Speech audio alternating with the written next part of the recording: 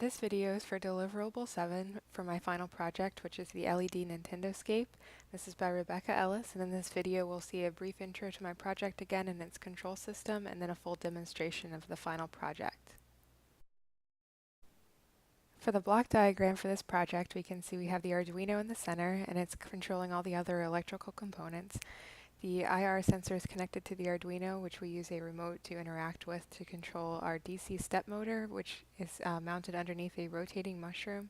And also connected to the Arduino is an 8x8 RGB LED matrix that we're able to change the display on.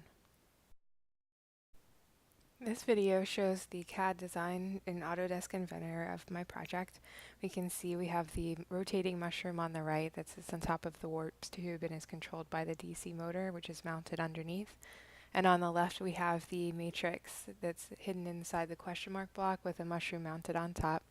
And the IR sensor will eventually be mounted in the warp tube. I'm going to drill a small hole so that the remote will be able to interact with the infrared sensor.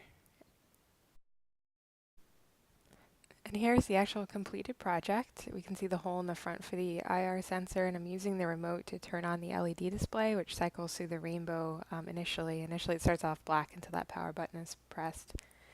And then once it's done with this rainbow display, it scrolls through make 3 times, which we'll see here in a second, in various colors until another button on the remote is then triggered.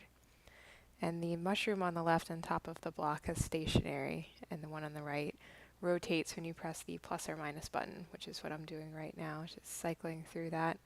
It rotates clockwise and counterclockwise depending on which button is pressed, and then a question mark lights up on the screen instead of the make logo scrolling through. And then once that's complete, the default is to have make scroll across the LED matrix. We can see all the wires are hidden inside the box, which gives it a cleaner look, and we've dremeled out a space in the back for the power cord for the Arduino to stick out through. So that's it for this project, and thank you for watching.